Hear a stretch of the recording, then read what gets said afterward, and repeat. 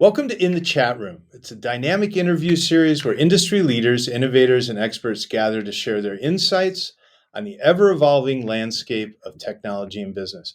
I'm your co-host, Matt Bauer, co-founder and director at BetterWorld Technology, and I'm joined by my colleague and BetterWorld's regional director, Chris Jordan. Hello, Chris. Hey, Matt.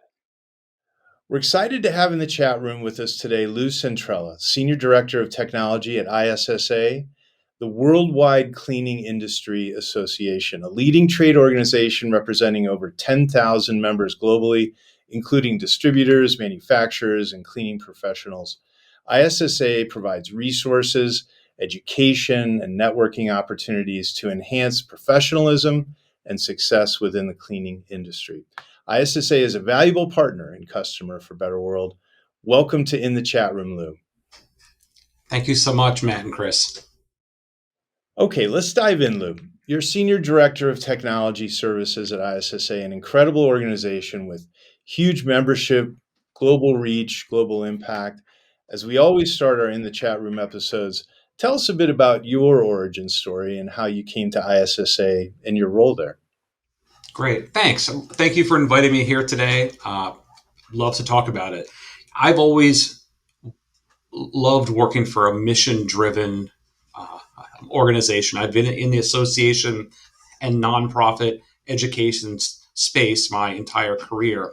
So coming to ISSA was a very natural fit for me. I feel we're doing good for the world. We've got 3 signature charities that have a very strong mission, and we're unifying the cleaning industry with a lot of the things that we do at ISSA. And me personally, I came into ISSA as the director of digital media and marketing, and then there was an opportunity in the technology and IT department to enhance and grow. So it's been a fantastic journey for me because I've been able to get into cybersecurity and partner with good vendors and build a team of developers and Salesforce specialists so we can really grow the organization and move things forward for our members and our customers. Make it easy for them to access our resources, log into the website, and also keep their data secure. So that's a quick glimpse of my history. You mentioned the charities, Lou. Last year at the North America show in Las Vegas, I got to meet some of the folks from those charities. What's the cleaning one? For the cancer charity? Yeah. So we have ISSA and ISSA charities with 501c3, 501c6, and under ISSA charities, it's Cleaning for a Reason. And Cleaning for a Reason is an awesome organization that pairs cleaning companies with individuals who have cancer, and these cancer patients can have their homes cleaned for free. They basically say, hey, if usually it's a family member that says it would be great to have my aunt, my grandmother, someone who unfortunately who has cancer. They can sign up and say they would like their home cleaned for free, and then they pay through ISSA charities. They're paired with a cleaning company that will do the cleaning services. We also have 2 other charities. We have a scholarship, ISSA Scholars, which gives back to students who are within the cleaning industry. There might be a child of someone who works for a cleaning company. There's other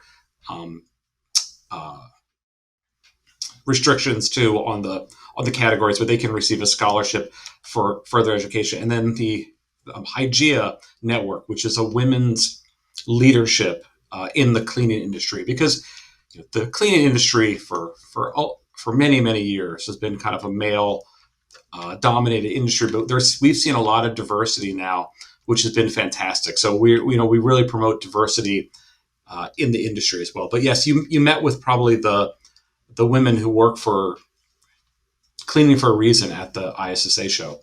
Yeah, I met some of the wonderful team members from the ISSA Charities group last year at the North America show in Vegas, and really hit it off. And it's amazing the connections I have felt with ISSA. It's been a fun relationship working together. the charity side with the cancer cleaning and supporting individuals whose families are going through that really hit home. People may or may not be aware, I'm a childhood leukemia survivor myself, so my parents went through it. There's a emotional, personal connection there. And then at the same time, I grew up in a family custodial business. So I spent summers in high school doing custodial work, cleaning up after contractors, doing some cleanup jobs at school. So I feel like I've really lived in that world. So then when we started talking about becoming partners, I'm like, I don't want to say there's a natural synergy here, but let me tell you a little bit about myself. And then it got even deeper than that, right? Like we're both mission driven companies. And you and I have talked a lot over the last year and a half. We're both very mission driven people. And one of the ways you really reflect that is your work with ASAE and a lot of the public speaking you do. I was very curious to hear about your journey with ASAE and maybe if you want to roll into some of your public speaking engagements. Sure. So ASAE, which is the American Society of Association Executives, they're a professional organization supporting and advancing the field of association management. So it's a association resource for those in the association space. And I have always leveraged their resources over the years because they really understand the dynamics of a more complex membership. The way that we have relational data in Salesforce, we've got the parent company, child company, member, non-member, different tiers. So there's a lot of products that we can review from ASA. They do these cool demo days where if there's a like a career board, or if there's a LMS, so there's lots of different like learning management systems that specialize in the association space. So when I was at my last position and previous ones, I would leverage the resources from ASAE to understand what other technology vendors are out there that could fit into our tech stack.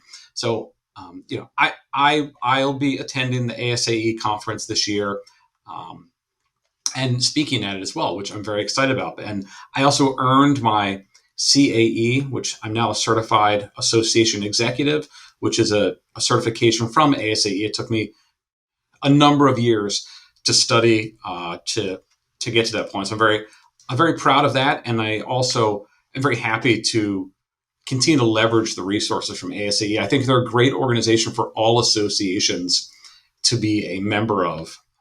Awesome, Lou. Yeah, you've had, I think, 3 speaking engagements in the last 12 months, or at least since we've been working together. I'm really curious to see how you find yourself in those positions. Is it from your ASAE experience? Is it from prior experience? So, yes, Chris, I've had some great opportunities, and some of them have been through our partners. I was asked to speak at the Salesforce Tower in downtown Chicago with one of our tech vendors, where we talked about membership and platform usage in the association space, how to get members excited about using their member benefits, logging into a portal, staying active with the org and the association. I've also had opportunities to speak about cybersecurity and other topics. So it's been through networking and partners I've met at ASAE. I was involved in the AMS Fest, which the AMS Fest has a conference both in the DC area and the Chicago area. I've been invited to speak a couple of times at the Chicago AMS Fest about my experience with transitioning to a new AMS. What are the pitfalls and the perils when you're transitioning from one data platform to another data platform. We at ISSA decided we wanted our CRM to be Salesforce, and we looked at different platforms over the years. So we have gone through that process. We've transitioned. We're getting our whole team trained on a consistent platform. So it's been really exciting. So I've been able to share my experiences at a couple of different events about this. And then, yes, I'll be speaking at the ASAE event for the first time in Los Angeles, August 11th at 10:15 a.m. It's a 90-minute session. I'm going to be one of the panelists. The topic is association security in an insecure world. So we're going to be talking about MSPs, the IT department, cybersecurity, how to raise the awareness of cyber awareness, and the things that we've done at ISSA. And we've been very happy with partnering with BetterWorld, because we've been able to elevate our security at the organization. And I know I'll be touching on that as well during the session. But it'll be great to give my story, our narrative about where ISSA was years ago, and how we've become more secure and elevated to a stronger and better place. You'll have to make sure you weave into that conversation about how it's a two-way street, because we work with a lot of associations, a lot of nonprofits, and our advice is only as good as the person on the other side of the table willing to listen to it. And it's been a great partnership together, because there has been great collaboration. ISSA has been very open to our ideas, and things have worked very well because we've worked together as partners. You certainly have elevated beyond the MSP as a vendor relationship, and we've really moved into that partnership, trusted advisor relationship. And I think that's the key reason for the success we've had together. I would agree. I really appreciate your team saying, "Hey, Lou, we can do X, Y, and Z to make it more secure." And we talk through what are the repercussions. We say, "Yeah, let's move ahead and do these things, but maybe we don't do this because it's going to cause some sort of ramifications or a hurdle that we don't need at the time." But I've been really appreciative of able to talk openly with your team to get ISSA, in a stronger place. So I do appreciate that, Chris. And part of that open communication has led to one of our recent other engagements. So recently, ISSA teamed up with PCs for People, another BetterWorld technology partner, and you all donated retired IT equipment, and it supported our dual mission, protecting the environment through responsible e-waste recycling, promoting digital equity for underserved communities. As e-waste recycling is increasingly urgent priority in today's tech-driven world, why don't you dive in a little bit to your work with PCs for People and how this helped ISSA fulfill both its sustainability goals as well as its commitment to community engagement? Absolutely. Yes, I'm very happy that BetterWorld referred PCs for People to us, because we did have a very large copier that we needed to recycle. And PCs for People, they were very friendly, came right to the office, and we had a stack of laptops, monitors, other equipment. And me personally, just so you guys know, I keep telling my family members, my friends, please don't throw batteries in the trash can. Please don't throw your computer in the trash can. Like, the future of our planet here on Earth depends on what we're doing today. Just in my own home, every piece of tech equipment, battery, I put it in a special box, and then I'll bring it over to Apt Electronics or to Best Buy, and I will recycle it there. And I'll tell friends, if you need me to recycle it for you, I'll do that. Please just don't throw it in the landfill, because what is our planet going to look like, in the future if all of this stuff is going to a landfill? And with tech, there are a lot of things that can be reused. They can harvest pieces out of a laptop and put something new together for someone who's in need. And there's a lot of kids out there that could use the technology. So I'm all for free tech equipment for kids. Education and kids are our future. So I believe in keeping the environment as clean as we can, and also providing as much for our kids in the future. And for ISSA, of course, it's fantastic, because we did a call to all the staff and said, "Hey, if you have any personal equipment at home that you want to recycle, destroy, get the data off correctly, or have be recycled." So some staff brought in some home personal equipment, and we had a big pile of ISSA e-waste, and then usable equipment, and some personal equipment that came from staff, and it all went to PCs for People. And it really supports our mission for for giving back and making the world a better place. So we definitely plan to use PCs for People in the future again. Yeah, and to your point, a lot of people just don't know that these resources exist. So, if you're working with a partner or a vendor, just ask the question. Lou asked the question, we teed it up, and every organization got to fulfill their mission, and it was amazing. The beauty of working with a partner like PCs for People, and one of the reasons why we've engaged with them, is not only do they take the assets, not only do they pick them up, not only do they dispose of them, all complimentary, they're also going to give you proof of sanitization and destruction. So, for your consumer electronics that don't have data on there, there's places you can take batteries to Home Depot. Your town, your city, your township might have a recycling center. There's options out there, but for enterprise grade equipment, there are appropriate destruction and recycling services available. All right, Lou. Well, let's start bringing it back into the station. Let's talk about the ISSA show in North America. It's in Vegas this November.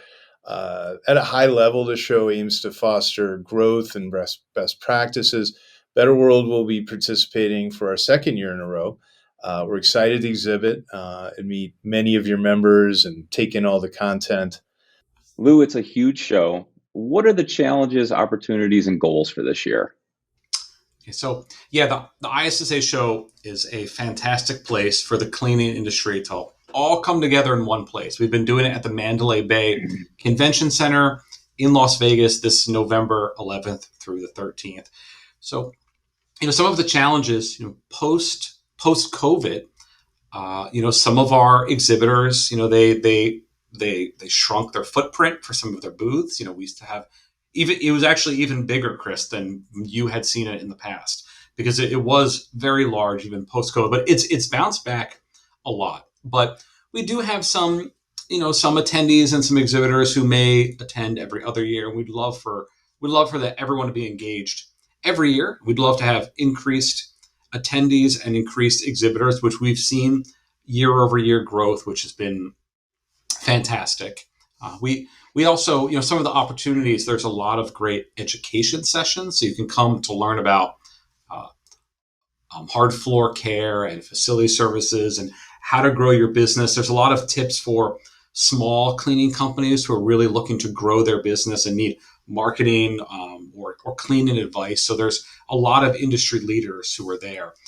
Another challenge is our members and our customers don't know everything that ISSA has to offer. They come to the ISSA show, they network, they see all the cool tech and cool equipment, but we at ISSA have a lot of member resources and benefits at our booth that we talk about with advocacy and media and outreach, and they can log into the member portal and get exclusive white papers and downloads. So we're really trying to increase awareness to our members as well, so they become even more engaged with our organization, learn about our charities, learn about the different things we do.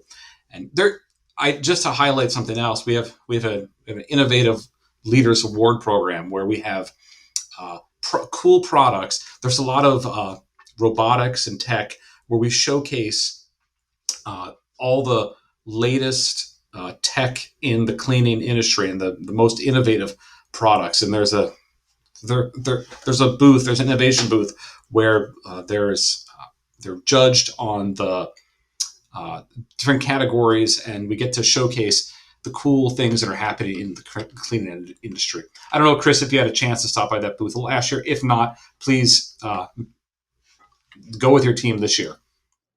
Yeah, for our ISSA audience listening to today's episode, if you are a member or you're thinking about becoming a member or attending the show, Matt and I go to many shows all across the country, and this is definitely one of my favorite shows because it's a great balance of learning sessions, networking opportunities, being able to explore the vendor and vendor booths. And at no point during the show was I ever competing for time.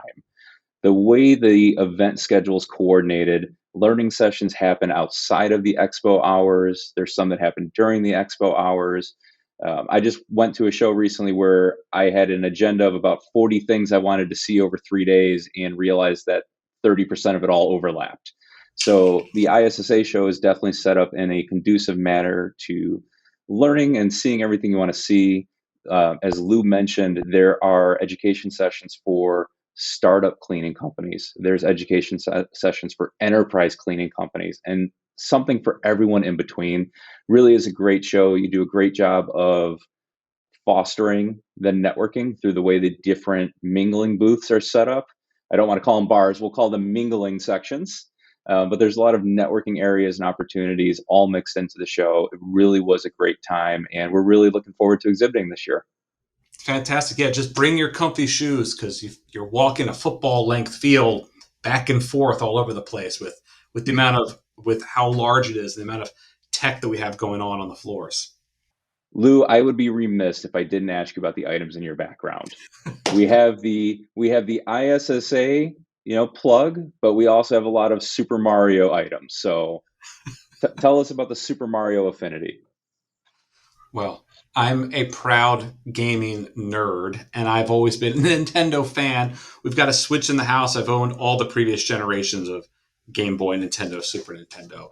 And I like to keep the environment fun in the office. So I love to have some personal effects. And Nintendo and Mario has always been my favorite franchise. So that's why I got all the fun gear behind me in the office. And I love to play with I love to play with my kids as well, playing a lot of the Super Mario games. I just got my daughter, my 5-year-old, playing Mario Tennis with me. And while she doesn't completely grasp the concept of how match play works, we're having a lot of fun. I've always enjoyed Nintendo, and Nintendo's always been very kid friendly. And it's proven to be very generationally friendly. Like, it's nice to have that. I'm into technology. I'm a gaming nerd myself, and this is something that I can get my kids into. And it's a way for us to spend time and connect and do something that I really enjoy, while also introducing them to technology that isn't just a touchscreen device that's, incredibly user intuitive. Absolutely. I completely agree with you. We play Mario Party and Mario Kart are the ones because you don't have to have like an epic 2-hour gaming session. You can play for 20 minutes, and still have some fun with the kids. It's great. Lou, you also went with the BetterWorld team to Secure World last month at the Rosemont Convention Center. I had invited you to come out and see the show. It was my first year attending the show. I had gotten invited as a security professional, and I said, Lou, this is right down the street from your office. What are the chances you're available? Let's connect. We can come out. You can spend some time with the team who's already on site at ISSA all the time. We can have a little offsite field trip and go listen to security speakers. What'd you think of the show? Chris, I appreciate you inviting me. It was also my first time at Secure World. It was great to connect with industry professionals. I connected with some colleagues of mine that I used to work with, and really the sessions really got the gears turning in my head about how we can be more secure, just call it Secure World, of course, but how to not annoy the users with a complete lockdown of security, how you can have a good workflow of business while also being protected. So it was a great speakers, great knowledge. I thought Secure World was a fantastic event. I would love to attend Secure World again in the future, especially since it's in Rosemont. It's right down the street from the ISSA headquarters. So it was great to partner with your team and to meet up with them and have lunch together and go to the sessions and meet some of the exhibitors and vendors. Lou and I sat in 2 sessions together, and it was funny. One of the speakers was a CISO from an SMB space company, and then another speaker was a CISO from a Fortune 1000 company. And we're sitting there laughing about how we're all experiencing the same issues, right? And I think one of the biggest issues in our space is making security controls palatable for our end users, for our employees. So whether you are the small SMB or you're a Fortune 1000 company, we're all dealing with that same tightrope of balancing that act of how do we get people to actually follow the rules while making the rules secure, but not cumbersome. And it really is a delicate art. And I think ISSA has done a great job with that. Not all the result of us. Again, the continued partnership there. And again, looking forward to going to more events like that. We've been talking with the Secure World team about being more involved in next year's event. They actually come to Chicago twice a year, so they'll have a show again in 2026, and they'll also have a CISO dinner this coming fall. So we're looking forward to participating in that. Great. Yeah, awesome, Chris. Yeah, I echo your sentiment exactly. I think it was a great event. And yes, we're walking that line of keeping our users safe, but making sure they're productive with their work and not too many hurdles. Lou was also Mr. Popularity because I felt like every time we walked into a new room, he ran into old coworkers from other associations or other companies. I've been in the Chicago area for a while, and I've worked for several associations, so I've connected with a lot of people. So well, it's really great to have a partner who really is connected to that association space, really is passionate about it. Again, we like working with mission-driven, passionate people, and the relationship here is just fantastic. So, Lou, thank you so much for today. Absolutely. Happy to chat with you guys anytime. Awesome. Thank you, Lou. And thank you for watching and listening to BetterWorld Technologies in the chat room. To dive deeper into our episodes and learn more about our work, visit betterworldtechnology.com. Stay connected by subscribing to our YouTube channel for exclusive content, behind the scenes insights, and more. And if you've enjoyed the episode, be sure to follow us on Spotify and tell a colleague. Keep innovating, keep connecting. We'll see you next time.